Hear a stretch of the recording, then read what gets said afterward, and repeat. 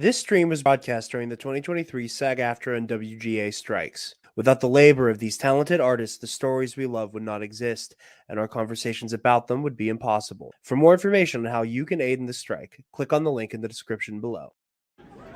Hello, my friends. It is Hondo, and welcome back to the Knights of the Nerd Republic. You know what to do, and stay profitable.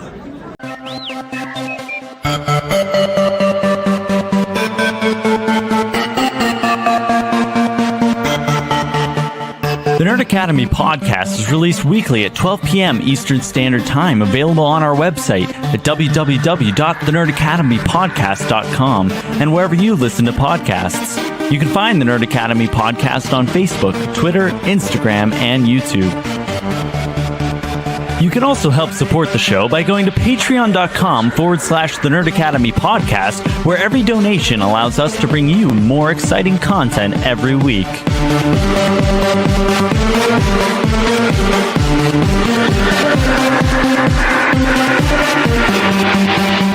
This motherfucker don't miss. No, he's fucking good. That motherfucker don't miss, man. He's good. In the heat of battle, he don't miss. No. In the heat of controversy, he don't miss. No.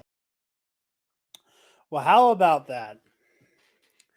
How about that season finale? I think, personally, Ahsoka may just have been the most surprising of the live-action Star Wars Disney Plus shows we've gotten.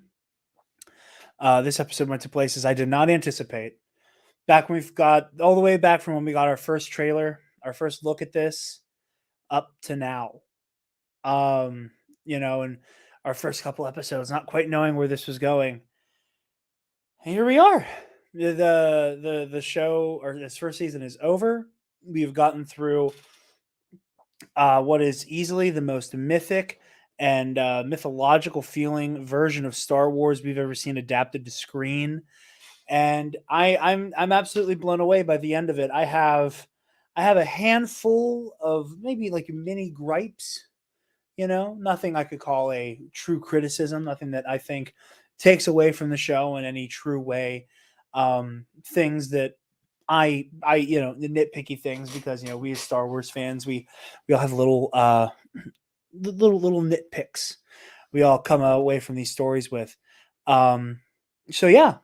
Anybody watching, the stream is in the live chat, both on Twitter and Twitch. So if you go ahead and click that, you can join the show and conversate with us, which I hope to get some of you guys in here. I see we got a few people watching now already. Jumping in to the episode, I'm going to start with the title. The titles for Ahsoka are on the same level as the titles of the Book of Boba Fett. There is just this fun fantasy pulpness to the way that these episodes are titled. And it's something that I've appreciated. You had things like Fallen Jedi, which had all of these fun multi-layers to it about who each of the fallen Jedi in question were, which I think, is my favorite Star Wars title. It was my favorite thing about the Apostate, the season 3 premiere for The Mandalorian. I loved the idea of, Din is obviously an apostate because he's been cast out from Mandalorian society. Same thing with Bo-Katan. Grief Karga is an apostate. Same thing with something like Fallen Jedi. And sometimes you just get some fun bangers of a title. And this week, the Jedi, the Witch, and the Warlord. Fuck me running. Is that a title? And we have the very well dressed, if I may say, Buck O'Brien joining us as our first caller tonight. I also wore an appropriate shirt. The Force told me this morning to wear this shirt. What was that? Was that a Mortis thing? Yes, it was. Hell yeah. We got the Force like, wear that shirt today, and I was like, I will. As you should. Very, very apropos. And man, not to get too ahead of ourselves. Yeah, I know. Sorry. Let him cook. I'm excited to let him keep cooking. I've accepted that this is just going to be one of those like 8-hour crock pot dishes. That is Yes. what's being cooked. I thought it would maybe be like a 2-hour prep time. It's going to be longer than that. We're just gonna I'm here for it. have to let Dave keep cooking because that meat's gonna be tender. But no, My meat is tender. hey, I freaked out for the title card this week. Mm-hmm. I was screaming at the TV That's screen. the shit. That is the shit. Yes. I was screaming at the TV screen. I was like, yes, that is a title if I've ever seen one. And it's the thing that I love about it is that Dave is getting more and more. I've said this before, that Dave Filoni in many ways is so clearly Dave Filoni's apprentice. Or I'm sorry, George's apprentice. Yeah. For better or worse. I Right. think I think that there are some lessons from George that Dave has learned that I don't love. But there are others that make when Dave is doing Star Wars feel different in a good way. And one of them is that I think Dave is getting more and more comfortable with the idea that Star Wars is inherently a study in plagiarism. Okay. And that Lucas never hid, never pretended that his story was not an amalgam of all of the stories he loved. Well, then that was never more apparent than in Clone Wars, when every other episode in the first 3 seasons was intentionally an homage to cinema of the past. Yeah, absolutely. So Dave goes, I'm gonna go full bore. We're gonna you go full tilt boogie on this, Watson. They went full fantasy. Yeah. By the last week, it's like the sci-fi is because there's spaceships and laser swords. Yeah. Other than that, this is a fantasy show. Full on fantasy, and I'm happy about that. I'm so happy about that. Same. It's I'm making my way. Here's a little sizzle for patrons. I'm making my way back through the Rising Storm so I can make my character sheet for Elzar Mann for the Versus series. And I am because the High Republic Phase 2 didn't really do it for me. I love Phase 2 so much. I love Phase 2 way more than I love Phase 1. Path of Deceit was just such a slog at first for me. Really? I adore that as an introduction to, like, if you're starting the entire High Republic from the beginning and starting there, so good. Well, here's what I will say. This is a little High Republic tangent. Rereading Rising Storm is making me want to go back. Because there has already been so much post foreshadowing. Yes. Where Markion Ro's cousin is reopen the hand and I'm in the middle of my reread and I'm almost to the Rising Storm. So but all of that to say, I love it. the chivalric knight element of the High Republic is I think the High Republic might be the best splitting 50-50 of sci-fi and fantasy in Star Wars. I think the High Republic is the best version of them, just splitting it right down the middle. How do you think that you have, I'm going to say this, you have Kevin Scott in there, who is a Doctor Who author. Yeah. Doctor Who's his favorite thing.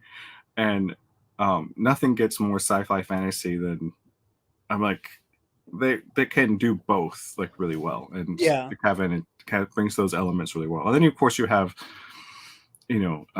Charles Soule, who just likes to get epic.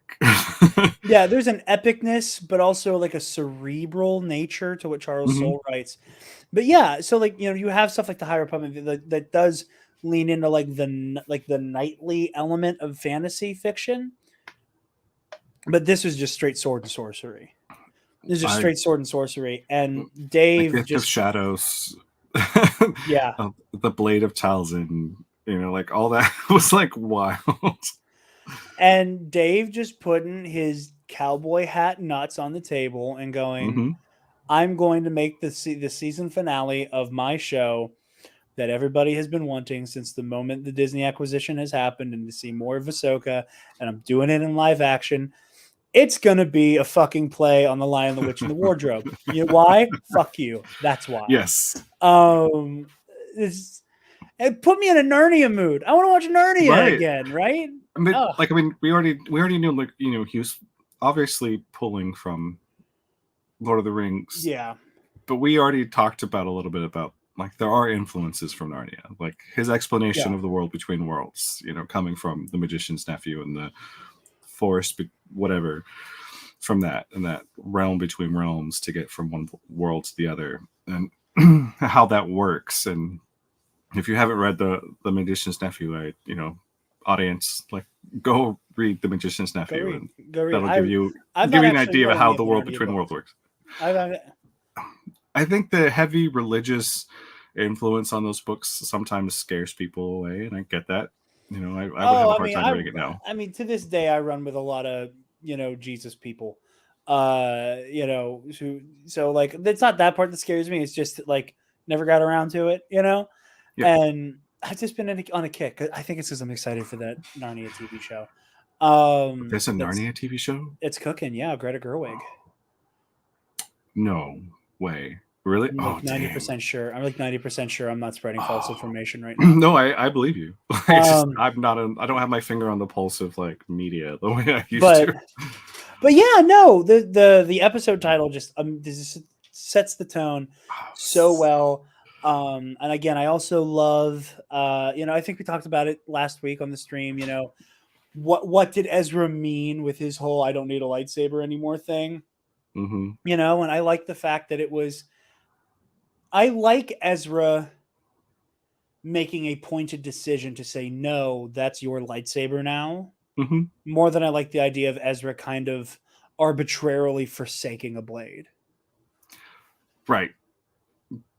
And it doesn't make any sense. Like, the path of the Jedi was never that. If he was going to make that decision, I feel like they were going to do that in Rebels and not in Ahsoka, like, kind of off screen, because it would have been an off screen decision. Yeah, and I do. So I like that he not only took up another lightsaber. You know, I know there's a lot of speculation about, like, what if he, you know, at some point has or will recover Kanan's lightsaber. I love that instead he builds a weapon that is an homage to Kanan, using that very distinctive emitter. I think that that hit home. Like, that is part of why Star Wars created the greatest fictional weapon of all time in the lightsaber, and it is because there is not a single weapon in all of fiction that you could have an emotional beat like that with. I don't think there is a single, like, sword, you know, like, you can pass a sword down and a sword can belong to somebody, but like a specific design element carrying that much weight, I think is, like, you know, it is the beauty of the lightsaber and how these things literally have souls in the form of their kyber crystal, like, and the fact that you can have, you know, homages to the different emitters or hilts, the way that Luke, you know, homages Obi-Wan's lightsaber, the way that we've seen Cal, you know, homage both, you know, his master and Seer, and then Jarod Paul. I took me a moment. And the fact that, like, now we're seeing Ezra with an emitter that Caleb used. I got really emotional during that scene. And I love Huyang. Huyang, who didn't die. Dude, oh, thank God. Huyang, who not only didn't die. Okay, so I would have thrown something at my TV.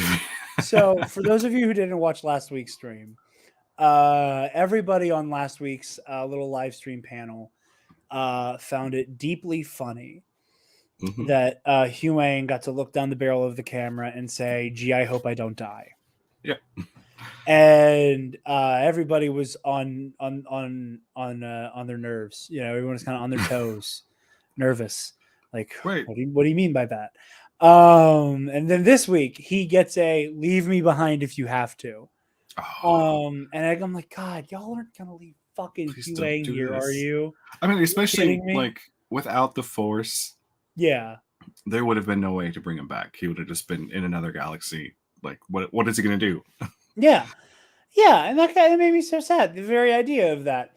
So I'm so happy he survived. I'm so happy that he got to like look at the audience just with wide puppy eyes and go, I'm not going to die, right?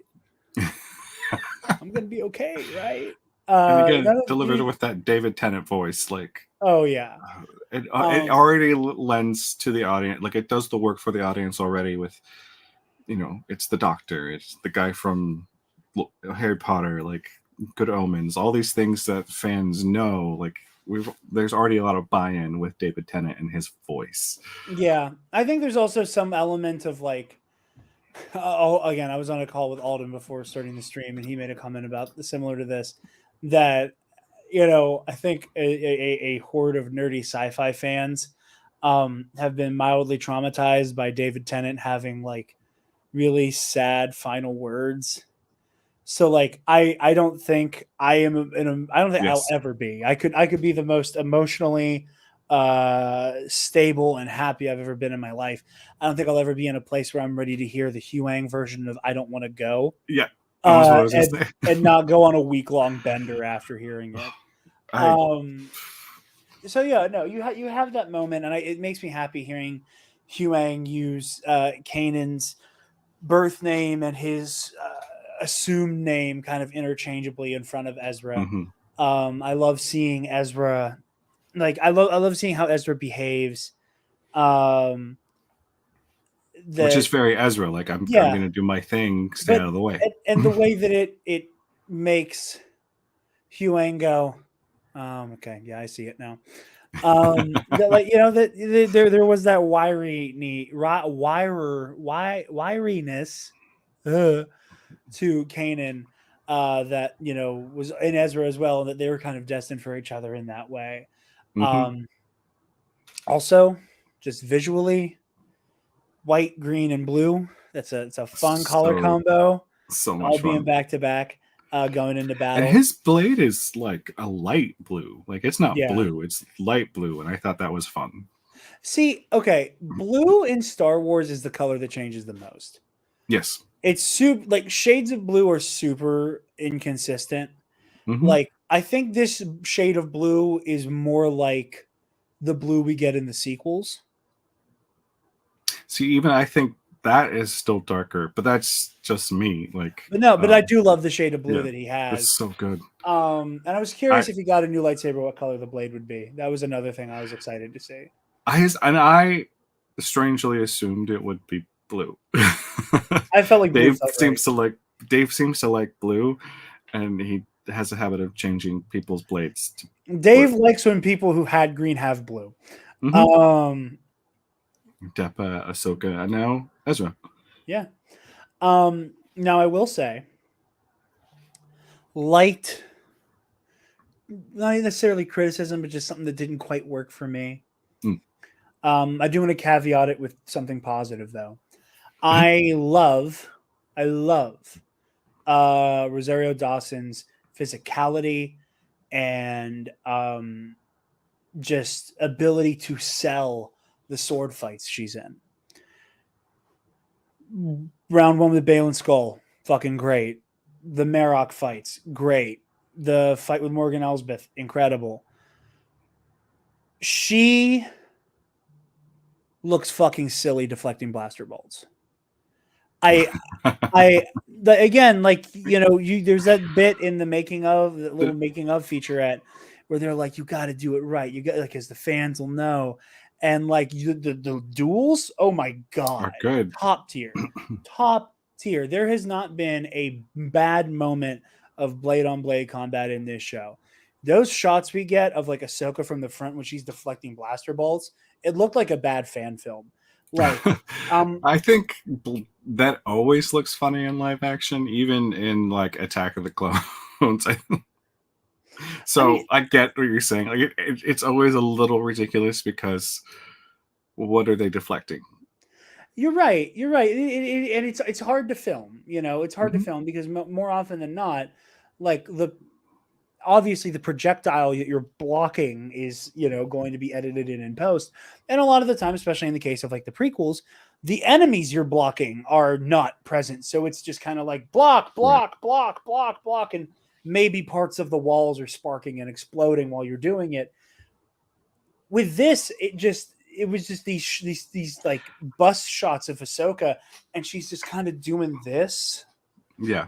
And it took me out. It took me out of what was otherwise great action. Like the stuff with Ezra and Sabine, I totally bought it. I love the way Ezra, gets in close and personal, and it's very, I am excited to use adult Ezra in the Versus series because I love, his fighting style from Rebels carried over very well to live action. It was that mix of like the acrobatic physicality and bombast of Form 4 with like the very simplified blade work of Shi-Cho. Like it worked. Like I bought that was Ezra Bridger 1,000%. And I love Sabine's like sword gun hybrid style while they're, storming the castle. I bought it. I bought all of it. Except for the main character blocking blaster bolts. Like, and it was only her. It was only her that I had an issue with. Like, Iman Esfandi looked great. Natasha Libredizo looked great. I looked at them once I noticed how, in my opinion, silly Ahsoka looked. I then went to see if the other two looked as goofy, and they didn't. And it was just. And I'm curious also how much that maybe it's like the physical limitations of the Leku, which is very real. And again, this does not take away from the fucking show. No. And I also think like there are certain elements like they're constricted to a fact that I think that like her lightsabers I don't think are the most wieldy. Like they're not as easy to handle as certain other lightsabers. And I think that Rosario has had issues with that throughout the whole series, which is why I think they got rid of one of her lightsabers. Truly. Because it's interesting how one of those went away, and it seemed like she preferred using one anyway. At this point. Yeah, and I think that's big. Like they're not as easy to handle, and to use two is not easy either. Yeah, and again, the show has so much to say and has been so thematically gripping that like, oh, your main character looking silly in this one scene. It's not that big a deal. Just as somebody who's like brain goes into full lightsaber mode burn. Luke kicking the guy on the guard skiff and Return of the Jedi. Bullshit. It's the arena fight, the arena battle in Attack of the Clones. Like that's the weird. We're not going to hit blades against each other, and it's Episode 3 between Anakin and Obi-Wan. Like there's always something that's a little odd, a little kooky. It's Star Wars. I'm not going to bitch about it, but I agree. Like I do agree. It did look a little weird. But I think that's part of the reason I loved it, because I'm like, okay, this is Star Wars. There should be a moment or two that looks a little off. Well, I do know that there are people who like part of what they love about Star Wars is that moment you can like see through the veil a little bit. For me, the two ways that I engage with Star Wars the most are Star Wars as a fictional history and Star Wars as a philosophy class. And for me, I have a harder time enjoying the moment you see through the veil. So again, that's why for me, like, I think it's like my one major complaint. Now I do have that's the major complaint. Like, I have my silly complaint. I do have a more major complaint that we'll get to towards the end of the episode because it has to do with the ending. But see, for a show like this where there are so few actual complaints, I say that's a win, because if we had a show like the Book of Boba Fett or Kenobi, which are both shows I love, but I think there were a longer list of complaints. Like this, Ahsoka is like in a really good spot. There's not as many complaints, at least personally. I agree. I do really love Book of Boba Fett, and I do love Kenobi, and I those are shows that I Like, get me right here, guys. I understand that people have their gripes with them, and like, to each their own. I don't. I think my only issue I've ever had with the Book of Boba Fett is that it needs one more episode. I think Yes. like if someone told me like you have to you get free reign to change Book of Boba Fett, what do you change? I give it one more episode.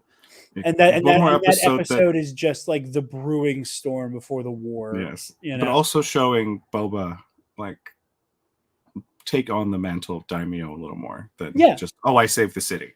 Like like see him ruling the city. Like I think that'd be great. For sure. Real quick, to address Woodsy's comment I put on screen, we're gonna need to see a little bit more of adult Ezra. Because so Woodsy, I don't think you're a patron. So you wouldn't have known this or seen this. Back when at the beginning of the year, I was proactive and mapped out all of the versus series matchups we were doing this month or this year for the Patreon.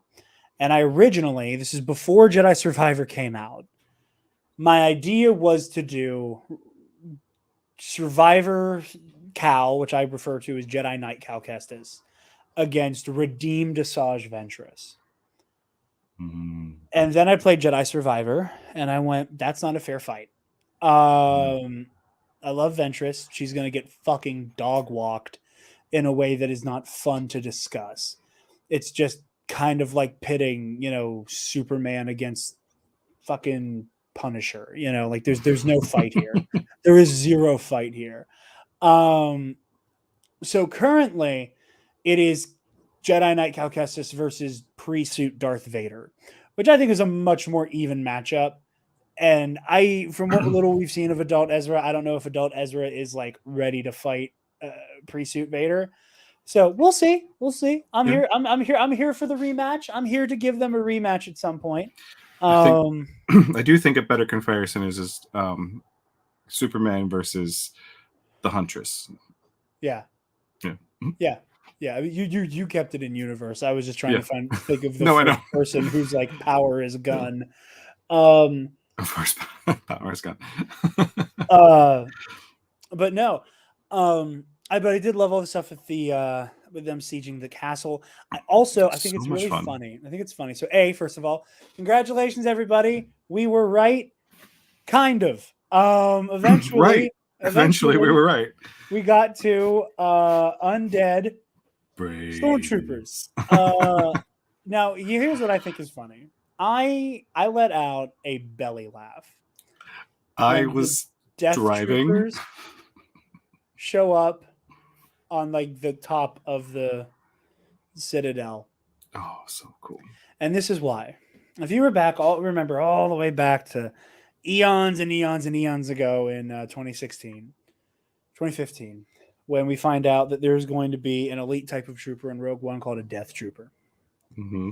And then all of the usual suspect websites were like, in Star Wars Legends, the Death Troopers were zombies, and maybe Rogue One's gonna do zombies, guys. Do you think it's zombies in this movie? And everyone who knew it was clickbait went, shut the fuck up. Yeah. They're not doing that. Now I will say, Star Wars canon has implied there's something fucked up and weird going on with the Death Troopers, which I've always appreciated. That it's like a mysterious kind of unethical thing that creates the Death Troopers, aside from it just all being really fucking tall people. So I like that however many years later, we get this kind of funny tongue-in-cheek payoff of, here the Death Troopers are actually zombies. Yeah. Here's very fun. We made you all gaslight yourselves into thinking this would be an option in 2016.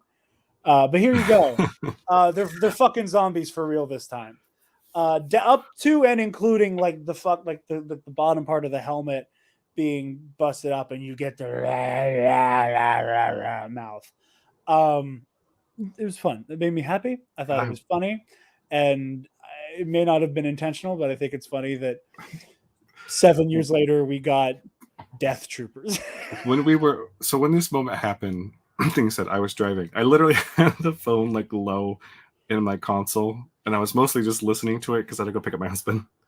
Don't watch and drive, but like when I was at lights, I would like look down. But I was listening to it because I'm used to listening to audio dramas, so that's an easy transition. But when they started casting their spell, and they were all like, "This has never happened before," I like looked down and I'm like, "Oh yeah, motherfucker, yes!" Like I was so happy because zombies, man, zombies. Like you don't get Night Sisters without zombies, right? Like zombies have to come around at some point. I'm trying to. The Urkatat. Are you trying to find the screenshot of this? No, I don't. I'm not good with translating the texts, guys. Call Alex David. No. That's not me. That's. I mean, I'm excited to find out what the Urkatat says. Someone's going to figure out the rest, right? So Paco Paco, you brought it up, so we're going to jump into it.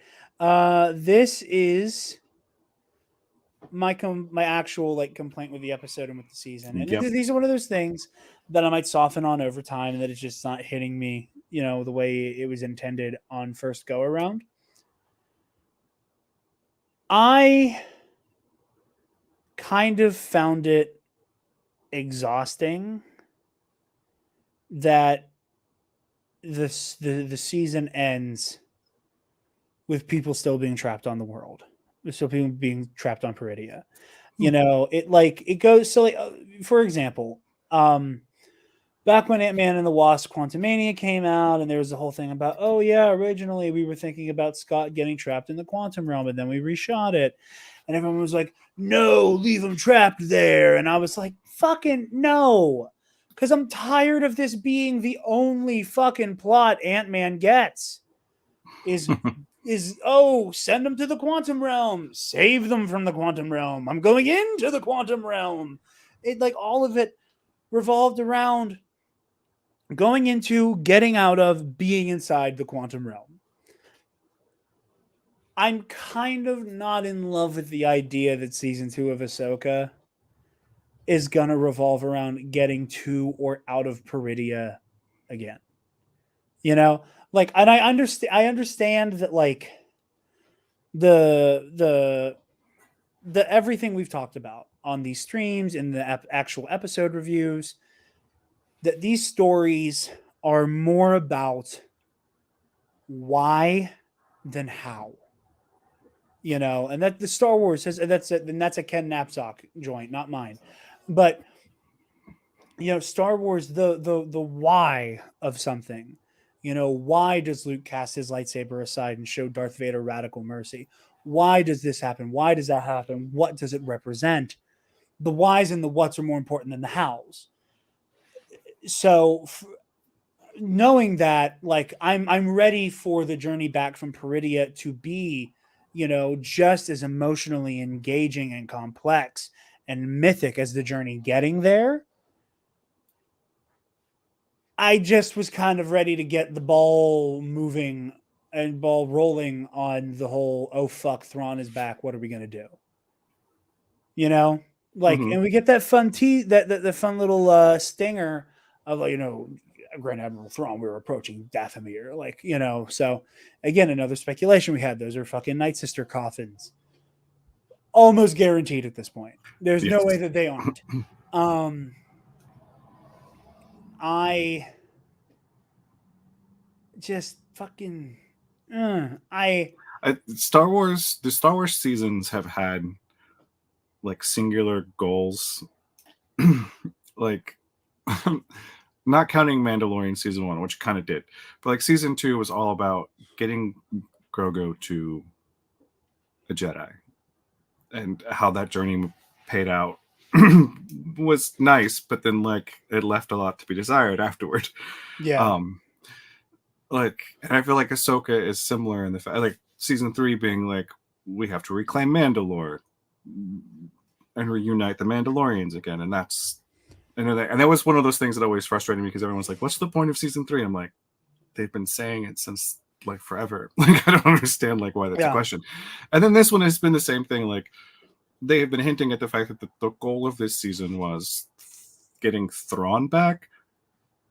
But there are structural issues with that because, like you said, we're now left with most of our cast in another galaxy, and it's this weird split. Like, your main villain is now somewhere else, and you have other antagonists. I won't say villains. Like, you have other antagonists who have their own goals, and where is all this leading?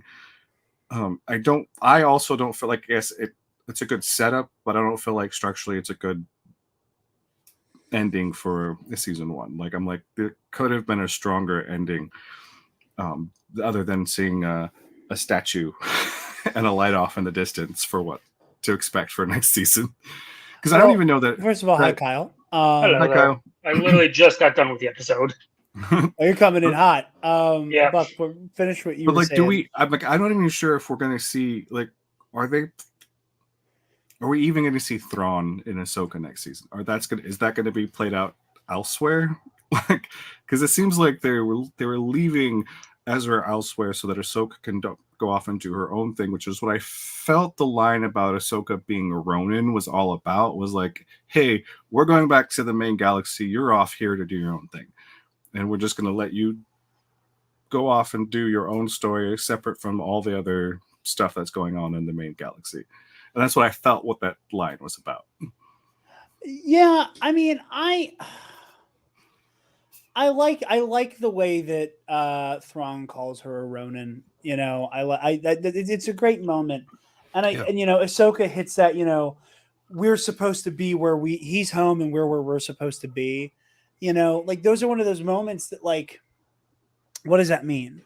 You know, like I feel like it's like last week we had the, you know, I don't need a lightsaber. The Force is my ally.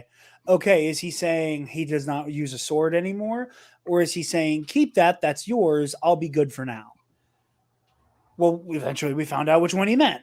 Right. What does Ahsoka mean with the whole where we're supposed to be? Is that her saying that, like, the Force has chosen that we're just going to sit this fight out?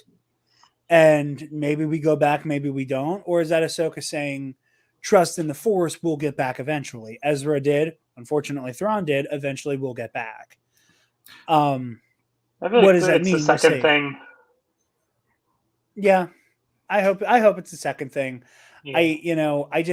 I feel like, and again, you know, I've only seen the episode once, so, you know, closer rewatches, you know, you will glean more things. I just fear that it may be out of character for Ahsoka to kind of hit the, man, chill out, dude. You know, like, fucking Thrawn's back. We need to get the fuck out of here. Right, but like I think we're seeing an Ahsoka who is more willing to trust that the Force is placing her where she needs to be. Yeah. Where before she always questioned that, and she, you know, questioned what were the Jedi supposed to be doing? You know, like, should I go back to the Order? Should I even be a Jedi? Like, she's always questioned her place, and here I like to see that she's trusting the Force to know that she's where she's supposed to be. And I think she may not understand what that means, but it seems to be that she's there to make sure that Baylan doesn't succeed in whatever he's trying to accomplish. Yeah, absolutely. And again, though, what is Baylan trying to accomplish? We know it has something to do with the Mortis gods. Well, isn't that a funny thing? Isn't that a funny thing? Does it have fuck all to even do with the Mortis gods? Or is that just a piece of visual storytelling that is meant for the audience to see and go, these are the kinds of fairy tales that the Jedi thought were horseshit. That maybe Baylan's like, but did you notice that the sister statue was decapitated? See, I just thought it wasn't present. Like, it got blown out of that formation. Oh, no, you see half of it. You see it up to the neck, and then there's nothing. Okay, I didn't see that. I saw from right to left, I saw the son, I saw the father, and then I saw, like, empty space. I'm pretty sure it was, like, almost her body except for her head. So clearly I wasn't sure what it was. It could be what Kyle is saying. I'm not going to say that Kyle's wrong. I'm saying that I would have to go back and look at it. Yeah, I To be didn't like see. that. I didn't. I Again, my mind's just interpretation. literally just seen it. Oh yeah, you're fresh, and we're like Yeah. an hour out from it. Right. Paco, you're my favorite patron, so I'm not gonna dunk on you for knowing anything about Emergency Awesome. I'm kidding. I love you. I And don't look at the lesser think- evils. Yeah. Oh Of the yeah. lesser evils. Yeah, oh my god. Only Well, I'll work transgression on is her. annoying, but Yeah, the only one. I don't think that Skeleton Crew is going to take place in the unknown region / new galaxy, simply because a lot of the like shit that was shown at Celebration and like alleged things that are supposed to be in Skeleton Crew point towards it happening in the known galaxy. Like the cast is made up of like species and people we've seen before. Allegedly, what was what was his name? The pirate from Mando season 3. Shit. Oh shit. Oh god. I know what you're talking about, but fuck. Him. Yeah. That That guy, I can't strong remember his pirate. name. Was it Rain? Something like that? Something like that, yeah. Something in Sorry, that family. I'm not gonna help.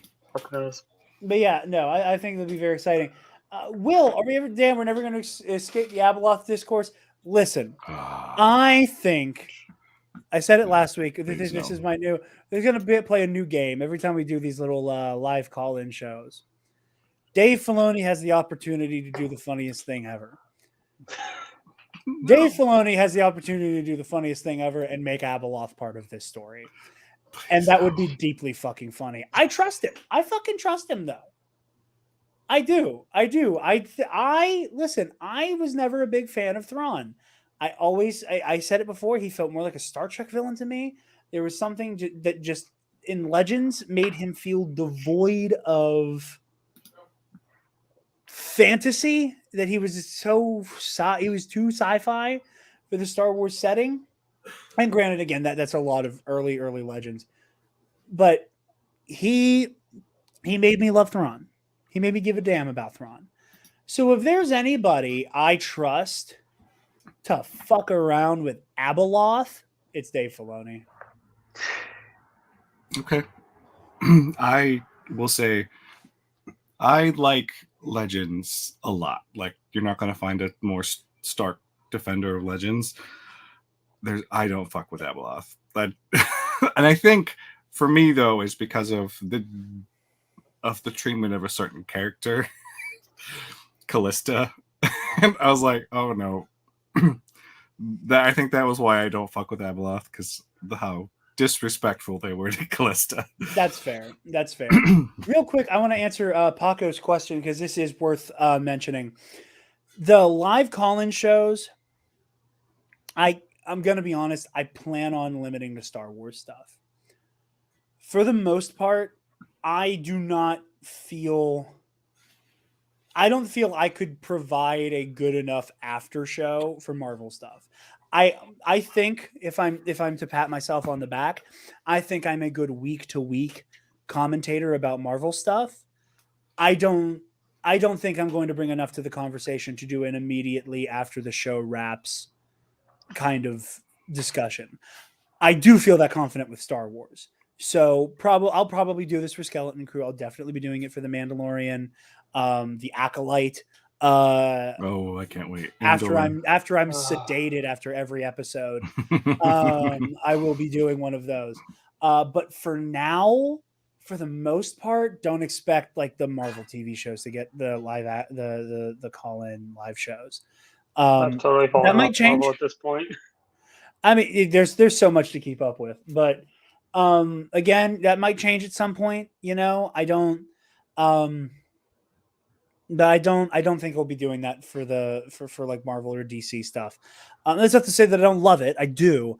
I just don't think I would be able to curate and present an engaging enough conversation.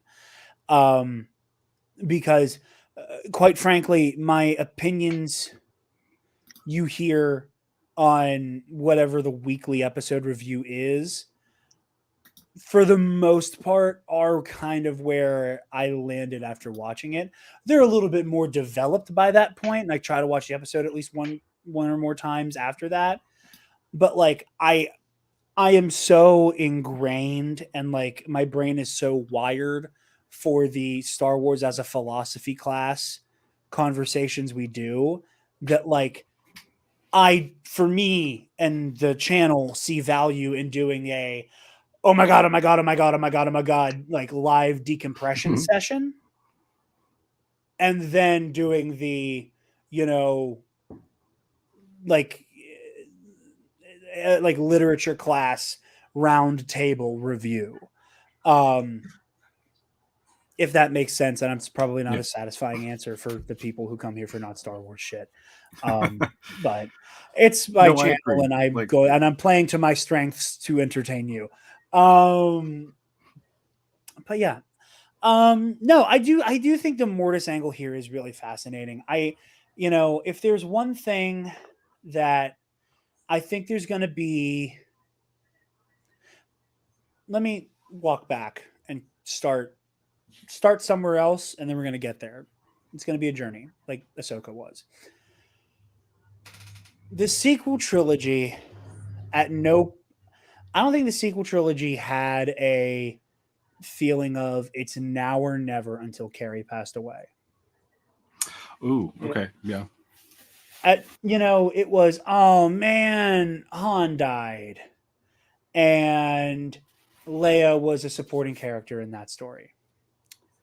And then The Last Jedi, Leia gets benched for reasons that emotionally for me that resonate. That Leia's arc in that movie, or what Leia represents in that movie, is the old guard ushering in the new. Yeah. And the same way that Luke is like, there shouldn't be a new guard because there shouldn't have been an old guard to begin with. Leia is that leader who is straddling both the old and the new. And as everybody knows, 9 was supposed to be the Leia movie. Right. 8 was Leia. 7 was Leia is officially lost it all. 8 was she lost what she had left, and now she's mourning. And 9 was, Jedi Master, General, Chancellor, Senator, fuck you, Leia Organa rising from the ashes and doing cool ass. The sheer Jedi potential just makes me so sad. One moment. What the fuck? One moment. I'm sick of being called a grifter. I'm sick of. That's my day job that Alden makes fun of me for promoting on my Instagram story, because I get paid to do that from time to time. Anyway, go eat at Tom's Watch Bar. He is right. Do they make mac and cheese? Do get the lobster? Do they make that gluten free? Probably not. I didn't think so. We do have I might poison myself to eat that though. I mean, bring the gluten medicine. There's no gluten medicine. I know. I was just saying words. I haven't had the lobster mac and cheese. I have had the mac and cheese, so I can only imagine that the shrimp and lobster mac is fucking incredible. But going back to the sequel trilogy, we all knew that it was supposed to be kind of building towards, like, we had the Han movie, we had the Luke movie, we had the Leia movie. That was the intention.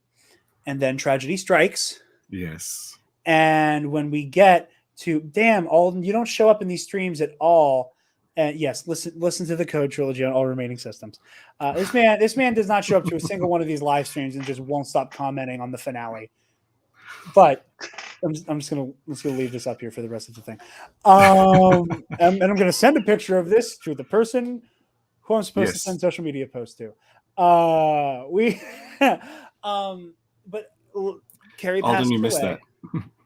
Carrie passes away, and you're right. I did already talk about that.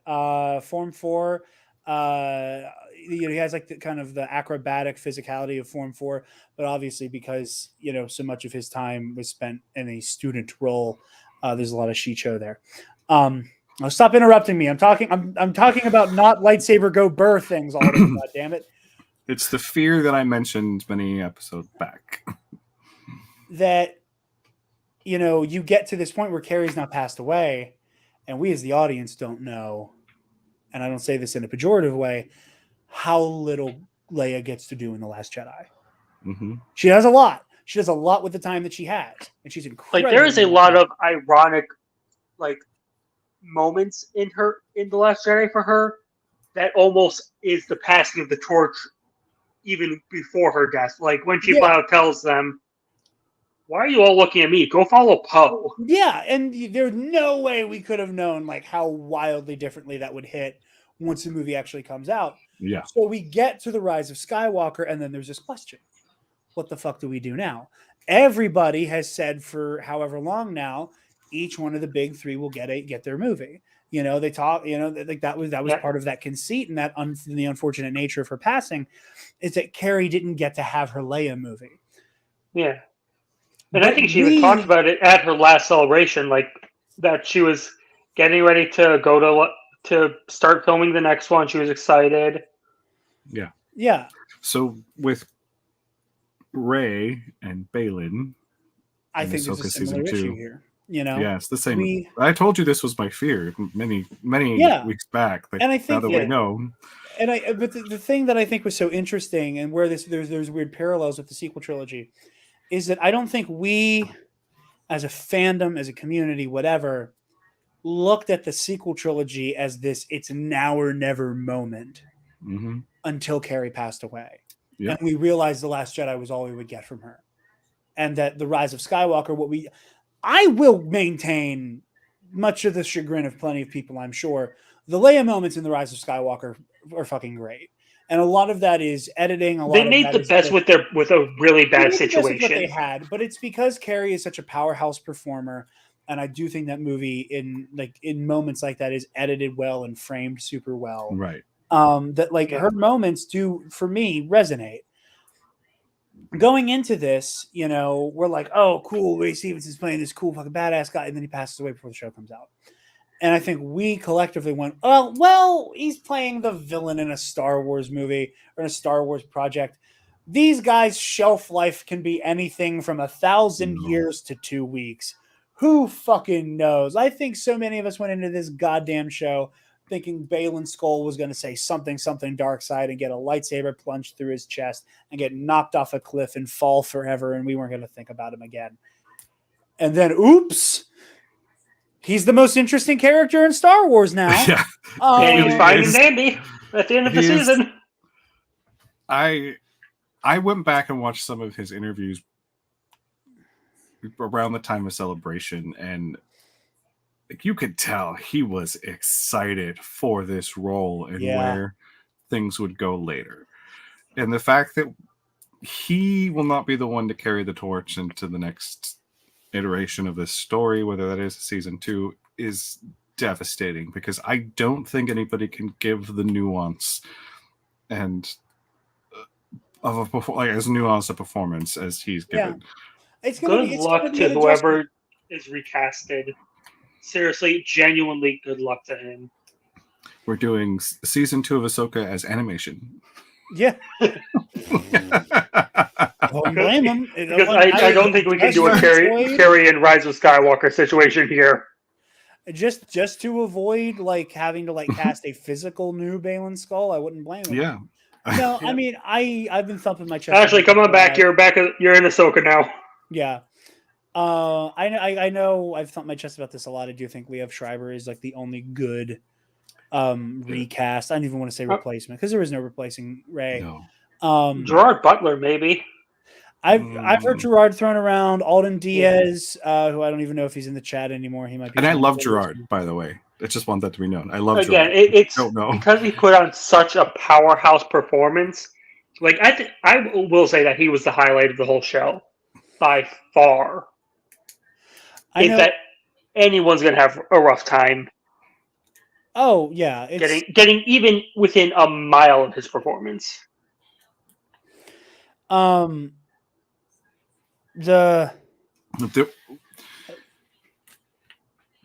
you gonna say?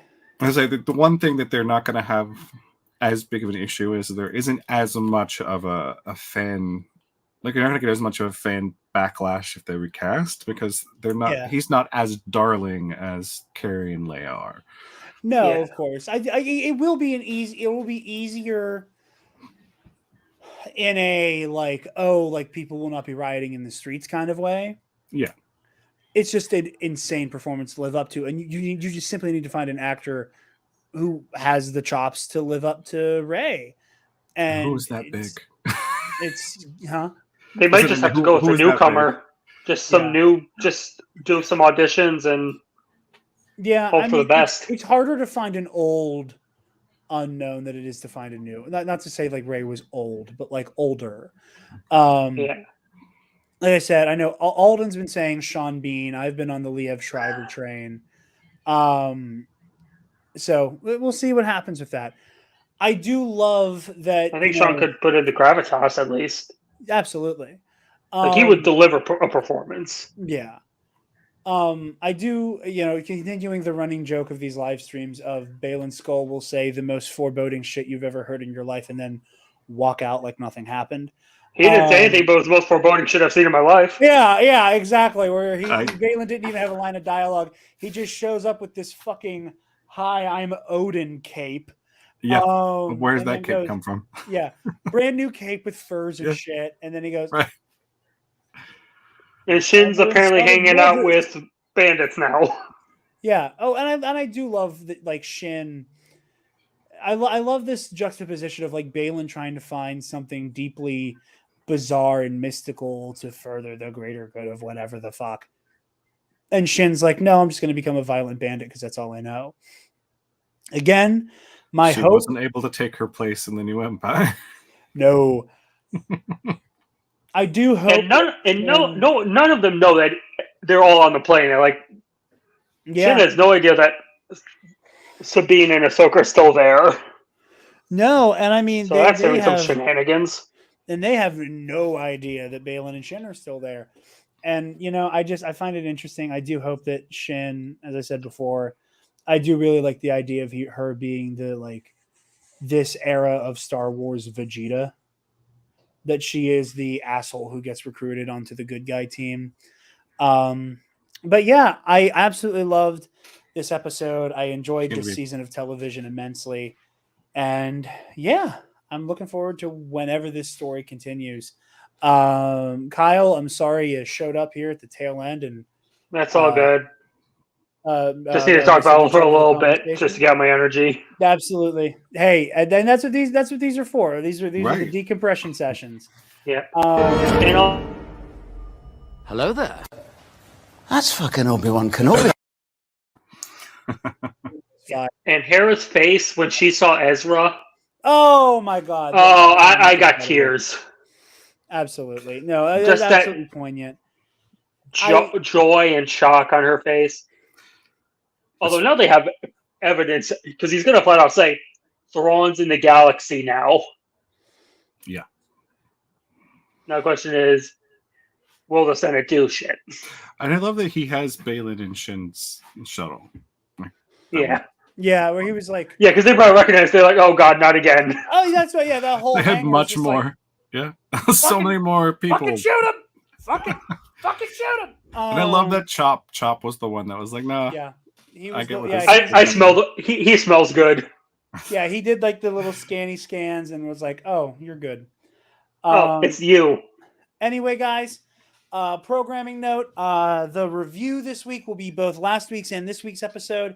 Expect that at some point this weekend, and expect a Loki season 2 episode 1 review early next week as well. Anyway, we're going to go. Thank you all for watching these live streams. It's been a pleasure. I enjoy this format and we'll be doing it more.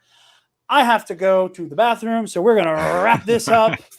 May the force be with you all, and we'll see you the next time we do this. Stop! Move away from the cookie jar.